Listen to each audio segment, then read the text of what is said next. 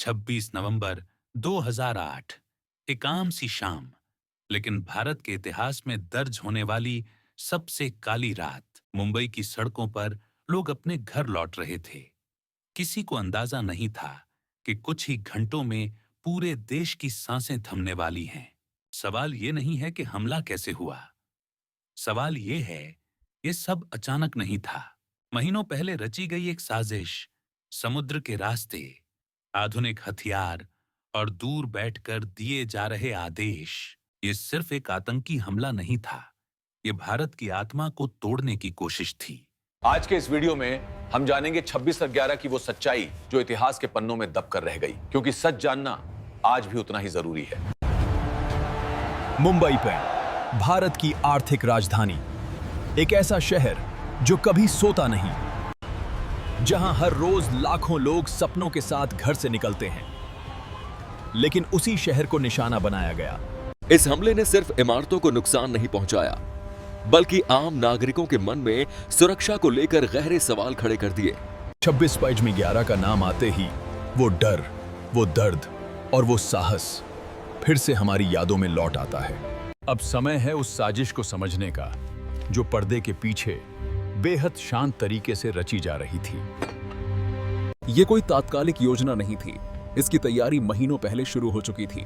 हर कदम, हर रास्ता पहले से तय किया जा चुका था। दक्षिण एशियाई पुरुष हमलावरों को सिर्फ हथियार नहीं दिए गए, उन्हें जानकारी दी गई, शहर की बनावट की, महत्वपूर्ण जगहों की और भीड़-भाड़ वाले समय की गई। समुद्र के रास्ते को इसलिए चुना गया क्योंकि ये अपेक्षाकृत कम निगरानी वाला था। छोटी नावें, लंबा सफर और पहचान छिपाने के तकनीक का भी इस्तेमाल किया गया। लगातार संपर्क बनाए रखने के लिए दूर बैठकर निर्देश दिए जा रहे थे, ताकि हर कदम नियंत्रित किया जा सके। इस तैयारी का मकसद सिर्फ हमला करना नहीं था, बल्कि ज्यादा से ज्यादा डर फैलाना, लंबे समय तक अराजकता बनाए रखना था।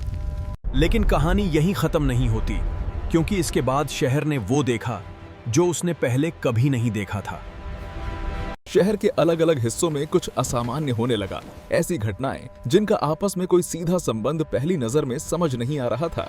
शुरुआती घंटों में जानकारी अधूरी थी, अफवाहें फैल रही थीं और हालात लगातार बदल रहे थे।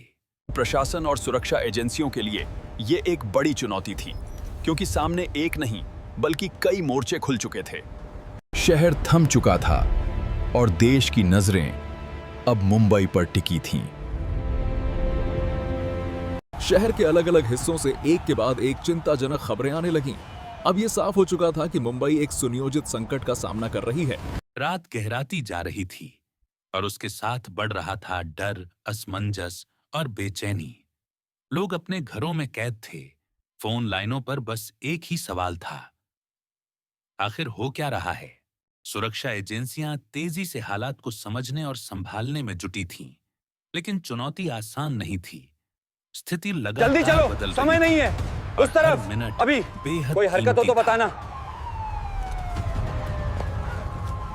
ये वो पल थे जब पूरा देश टीवी स्क्रीन के सामने थम सा गया था और हर दिल में एक ही दुआ गूंज रही थी कि यह अंधेरी रात जल्द खत्म हो। कई पुलिसकर्मी और जवान अपने कर्तव्य पर डटे रहे। एशियाई आम नागरिकों ने भी असाधारण मानवता दिखाई। किसी दक्षिण एशियाई पुरुष ने घायलों की मदद की, तो किसी दक्षिण एशियाई महिला ने अनजान लोगों को। आज जब हम 26/11 को याद करते हैं, तो दर्द के साथ साथ गर्व भी महसूस करते हैं। 26/11 ने सिर्फ मुंबई को नहीं बदला, उसने पूरे देश की सुरक्षा को देखने का नजरिया बदल दिया। इस घटना के बाद भारत की आंतरिक सुरक्षा व्यवस्था पर गंभीर मंथन शुरू हुआ। समुद्री निगरानी से लेकर खुफिया तक कई स्तरों पर बदलाव किए गए। 26/11 ने हमें याद दिलाया कि सुरक्षा सिर्फ सरकार की जिम्मेदारी नहीं, बल्कि हर भारतीय महिला नागरिक की सतर्कता भी उतनी ही जरूरी है।